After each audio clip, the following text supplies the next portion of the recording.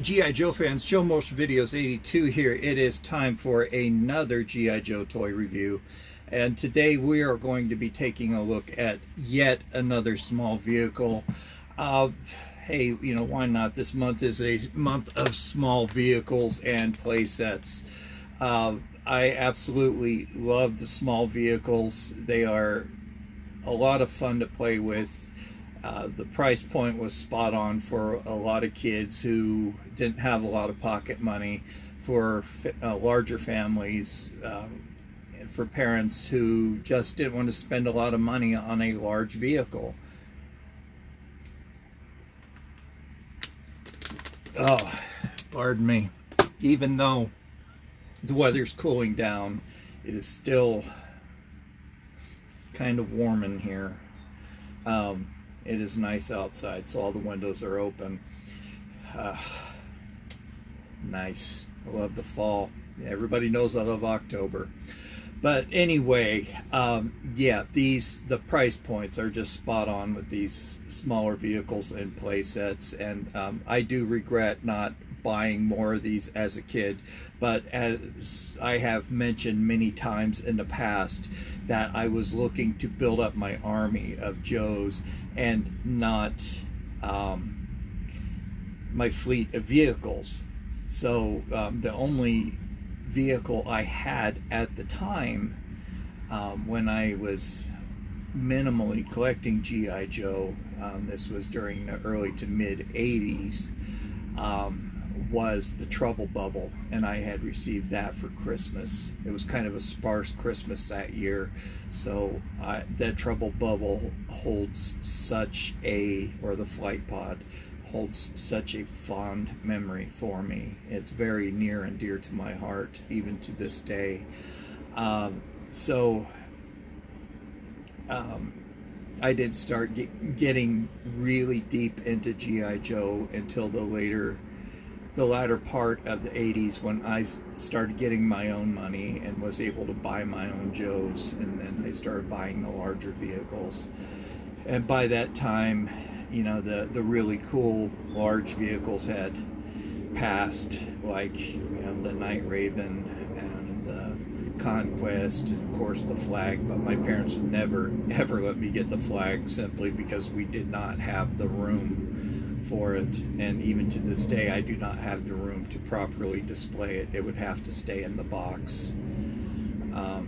That's more of a bachelor pad toy, and simply this is not a bachelor pad, since I share this house with my mother. Otherwise things might be different, but I seriously doubted giving its price point. But we're not talking about the Flag. I wish we were. I really do wish we were talking about the Flag. But no, we are talking about the 1985 L.C.V. Recon Sled, the meaning low-crawling vehicle. Oh, let's go ahead and take a look at the demographics on this thing on yojo.com. It was first released boxed in 1986. It was also released in 87 and discontinued in 88. So this bad boy had a 2-year run, but it was later, as many toys was available as Hasbro Direct. If I could recall, this was not too popular of a vehicle amongst my friends. I know there has to be L.C.V. fans out there. I like it. I'm not in love with it. I think it is a pretty cool vehicle. The fact that you can't really push it and it's freewheeling, that takes away from the play value. It's more of a push along, not a push and let it fly kind of vehicle like kids like to play with. You know, plain and simple.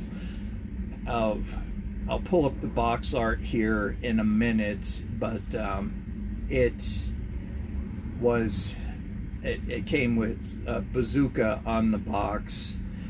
The vehicle was,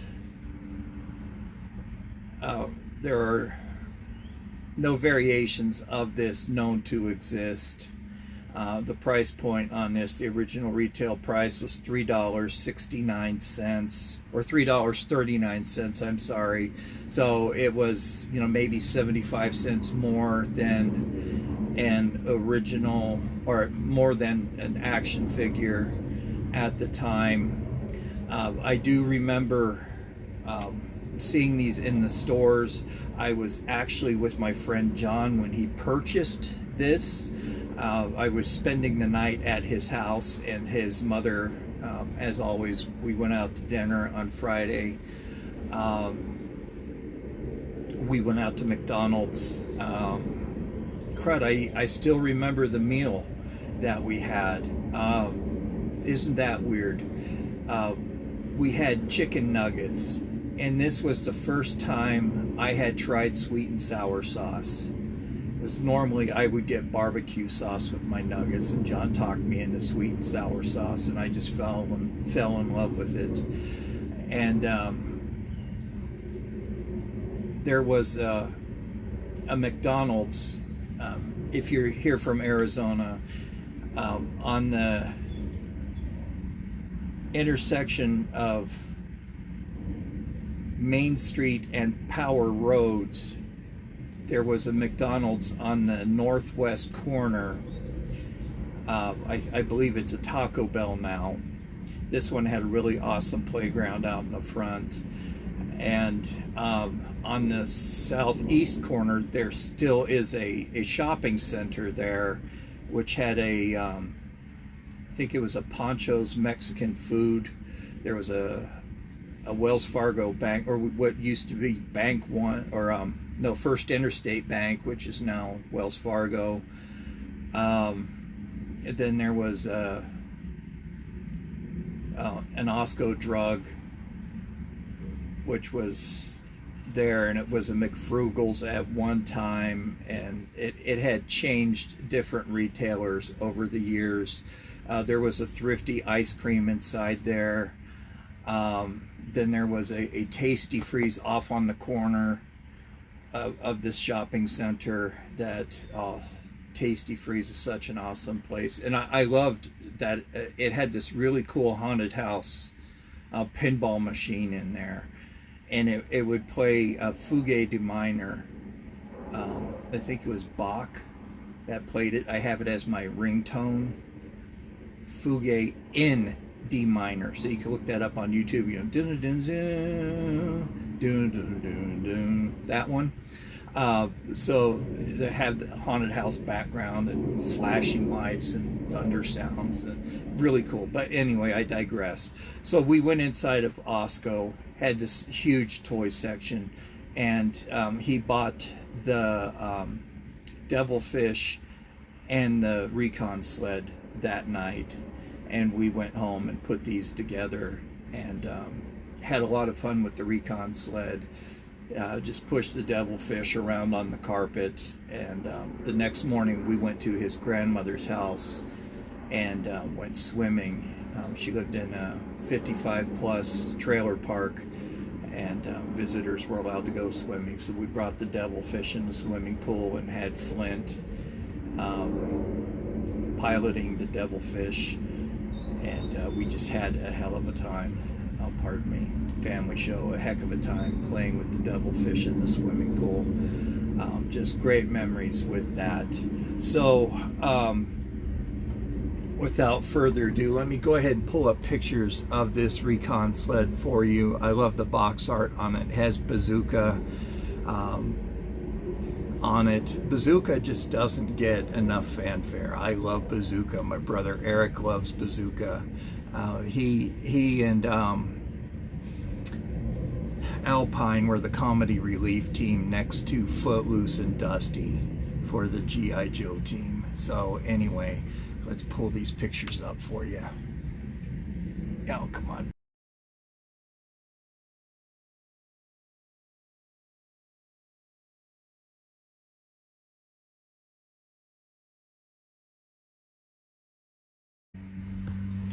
Okay, I really love when I do this. I sit here and I talk and I talk and I talk, and I forget to press record.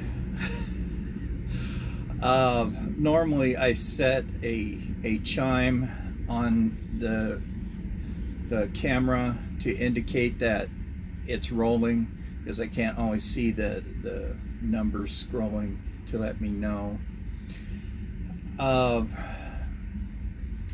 So where did I leave off? That's a very good question.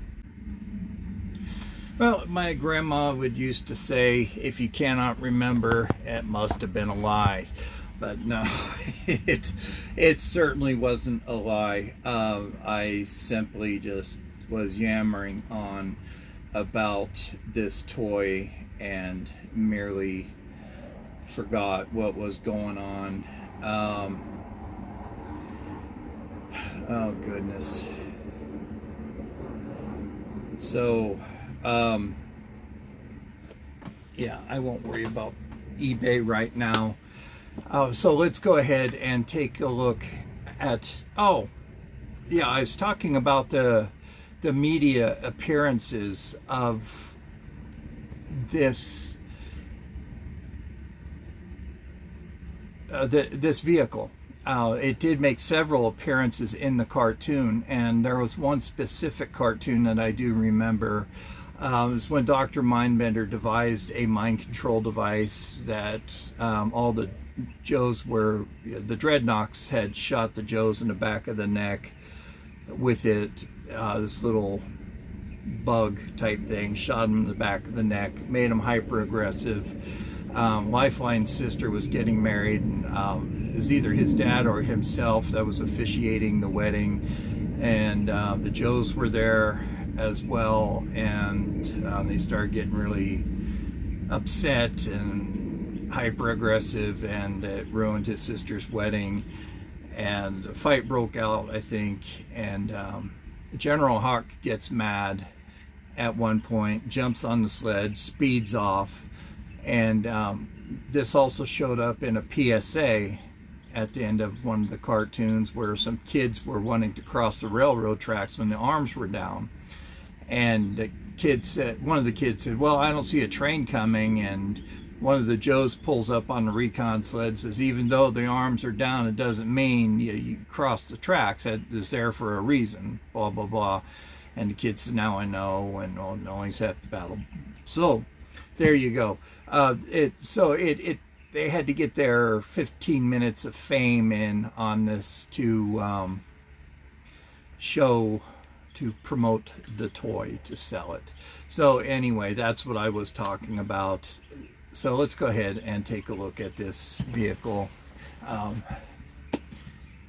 and see what all the fanfare is about. So here it is, low and slow for G.I. Joe. So looking at this, it's a pretty interesting vehicle.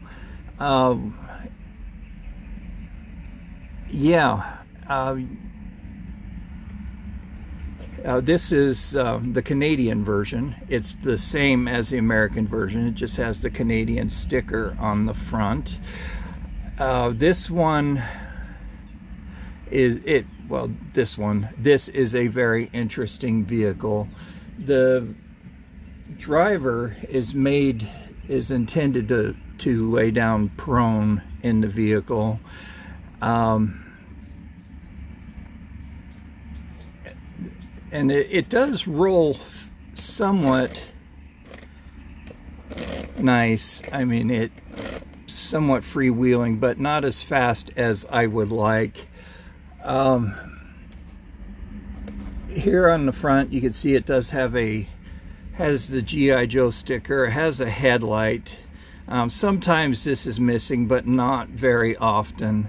The parts that do end up missing is the periscope here on the front. This is supposed to be a periscope so the Joe could see as he is driving, as he's looking through this radar or this screen right here on the front, and of course he could look up through the glass here, but that would be a little bit difficult to do. Here on the front, it does have machine guns. This looks like a ammunition belt. This is a very sloppily done machine gun. I do not like it at all. Sam, I am. Here on the other side, it has the Canadian flag instead of the US flag. Again, the machine gun. There is a left and right machine gun, so watch out for that. You could see that this has a little stress mark on it, so be careful of that. The tab can break off. Here on the back, it does have a rear-facing machine gun that can flip around to the front a little bit, so it could fire up in the air. This is a Gatling gun. This is very nice. I wish they would have put these on the front instead of the back. Put this one on the front instead of the back. This one is done in a chocolate brown color. Looks like a nice little mini gun. Knee pads here on the side. I didn't dust this off as well as I should have. Could have gotten in there with a paintbrush. Instead I used a baby wipe. A little knee pad there, and this is supposed to be a pad for their chest and a little pad for the tuchus, and they could also sit on it as a motorcycle as well. The hands fit right inside here like the old Ram, the 82 Ram. Here on the back is the engine, very well exposed. You would think this would be a loud engine or a loud motor, not very stealthy. It's a low crawling vehicle, so this is good for going through the brush, and you can see the swept canopy, so this would push away brush as they're crawling through. You know, hence the treads here on the front. These wheels, kind of like the Swamp Masher wheels, done up in a chocolate brown as well. And you can see the suspension here on the front, which allows it to crawl up over rocks. And it does have a little wheel here on the front to enable it to move. And it does rotate side to side a little bit to give it somewhat of a turning radius.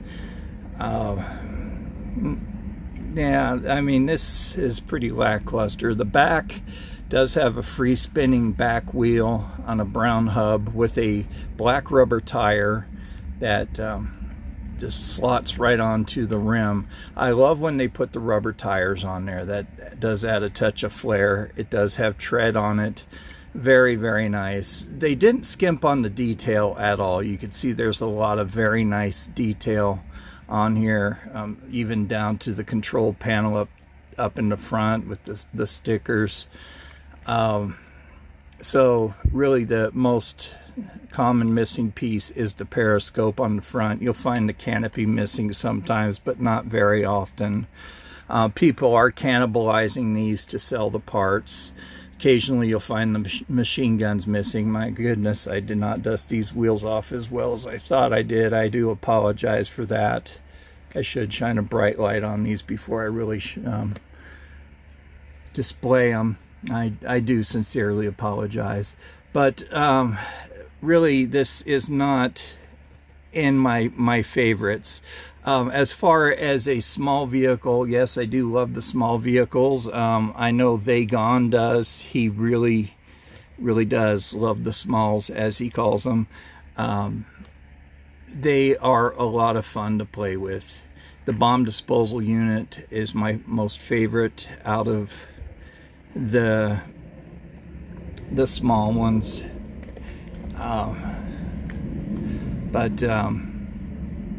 Very cool. Right here it says hot panel beware, because the engine or the motor here. So motorcycle / tank type thing.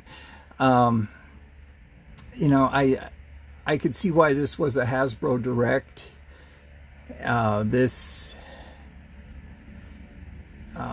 probably didn't really sell all that well. so they had to sell it at Hasbro Direct, and I didn't see on Yojo of any modern versions of this being made, so I'm taking it that this was a turkey, so they just did not redo it. But it would have been really cool to see this in black, and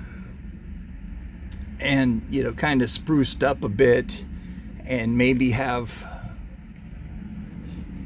these as rolling wheels, if at all possible. But you have to cut down the price point on it. But anyway, there you go, guys. The L.C.V. Recon sled, pretty cool to a point. Yeah, I mean, it's lackluster for me. I know there are fans of it out there somewhere, but give me your thoughts on it. Do you have it? Did you have it? Are you a fan of it? Do you know anybody that had it as a kid? I love to hear your stories. Please share your thoughts on it down in the comments. That is my favorite part of the whole show, is to hear your stories behind all of this. Alrighty. Yeah, please do share your stories on this. I do love hearing how this has your childhood memories on about these vehicles or these toys that I talk about. That really brings back memories for me as much as my stories do for you. So let's go ahead and get into my favorite segment of Byron's Gripes. I do Byron's Gripes as a means of entertainment as well as education, to let newer collectors know what price points to look for when shopping for these toys. I do it, I use eBay just for a reference. I don't do it to pick on eBay or the sellers. I pick on the prices, though. Some of these prices are just simply off the wall. Some people think because it is G.I. Joe, it is absolutely worth a ton of money, but it simply isn't. As I had aforementioned, this one was available for 2 years on the shelves, and then it was available through Hasbro Direct. So this thing was available for many years, and it's not that uncommon of a vehicle. So let's find out what these prices are. So starting off, this thing, there are a lot of pieces. The back wheel, $2.14. The motor, $1.93. The body of it, $3.01. So as I had mentioned, it is cannibalized. Here is one incomplete. It's missing the periscope, $19.60. Here is one that comes with the box. That's up for auction. I won't quote an auction price unless it has the auction has closed. Here's one incomplete, missing the back wheel, but has the periscope, for $20. Here is one that comes with the box for $63. I'll put that up with deal of the day.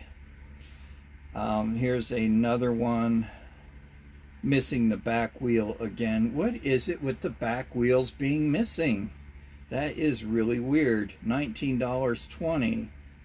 Here's one complete, $20. Deal of the day. Another one, shipping from Canada for $5.14. That's pretty good for international shipping, but it's missing the engine and periscope, $14.70. Here's another one missing the periscope, $15.99. Here's one with the broken front gun, $52. I would not pay $52 for that thing with broken parts on it. Absolutely not. That is ridiculous. Here's a front display screen for $1.71. And what is it with my internet connection today? I know there's a lot more here. Okay, here we go. Gotta scroll back up here. Okay, here's the canopy, $10. Motors, $2 each. Here's one $9.99 or better offer, missing the canopy. So that would be a build on a budget kind of thing. You purchase the canopy and still get a fairly good deal if you watch your shipping. Here's one $5.40, but they're wanting $12.55 for shipping, and it's missing the periscope. Here's one complete, $19.75. I'll put that with deal of the day. Here's one complete for $20, deal of the day. One missing the canopy, $6.95.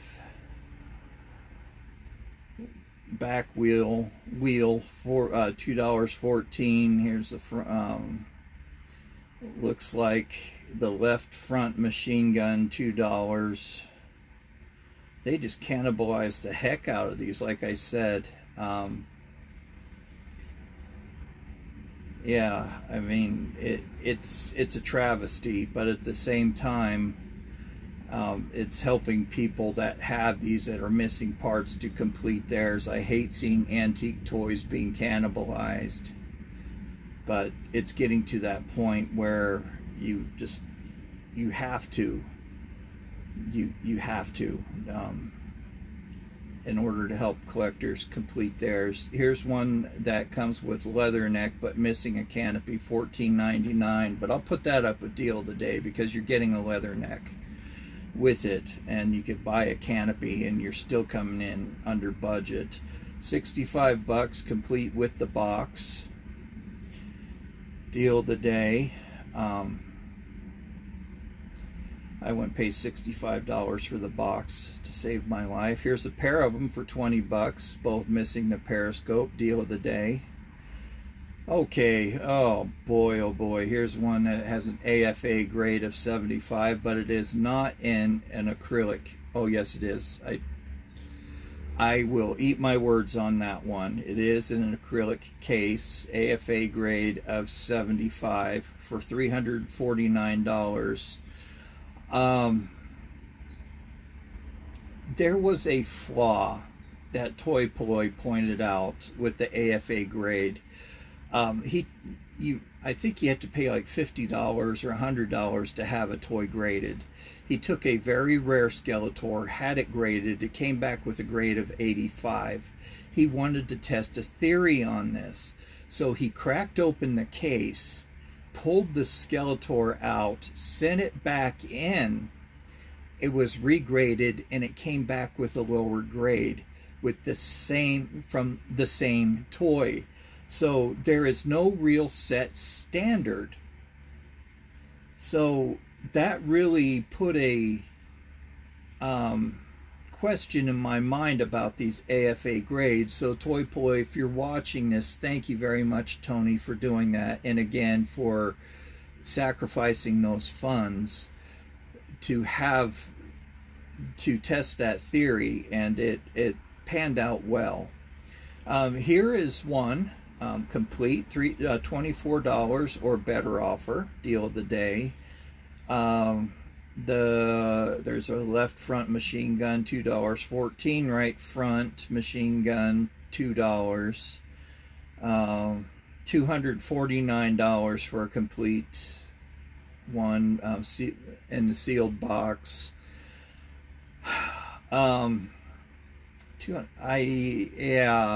That's that. I mean, even the AFA grading, the dude is trying to recoup some of his money on that. I get it. $349, I understand. There's $249 without an AFA grade. That's still quite a chunk of change, but if you're a mint in box collector, I mean, I just could not justify. I mean, that's a car payment for me. I mean, yeah, that's just nuts. So for, I don't know what these people are thinking. I mean, you didn't, find this in a crater of an active volcano. Here's one, complete, $26.95, deal of the day. And it just goes on and on. Okay, here are the front tracks, $2.14. Broken machine gun, the belt, as I aforementioned, that could easily snap off, $2.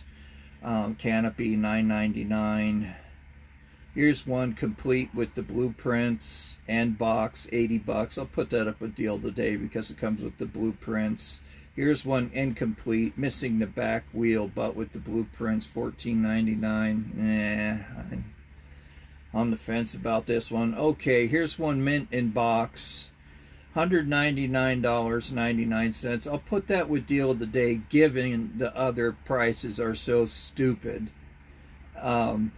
This one isn't so bad.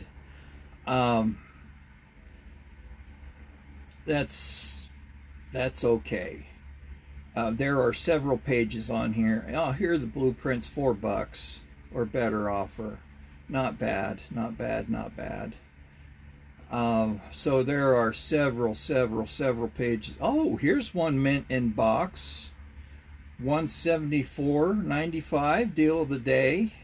Here's one that comes with flint, $69.99 complete. Not bad. Here's one with the blueprints complete, $14.99, deal of the day. So as you guys could tell, these are very readily available on the aftermarket. So you're not having to break the bank to buy these things. So definitely be patient when shopping these. You don't have to go online. There are many other very wonderful sites out there besides eBay to shop. You have Big Bad Toy Store, you have Brian's Toys. I'm even starting to see stuff show up on Etsy. That's kind of like an arts and craft kind of thing, but people are starting to sell custom Joes on Etsy. There are so many 3D Joes. I believe you could buy stuff off of 3D Joes. You could buy stuff off of yojo.com. Yojo.com advertises other sites that you could buy stuff off of. Entertainment Earth, you could buy Joes off of, not vintage Joes, but newer Joes. You could buy a lot of stuff off of. They're mainly focusing on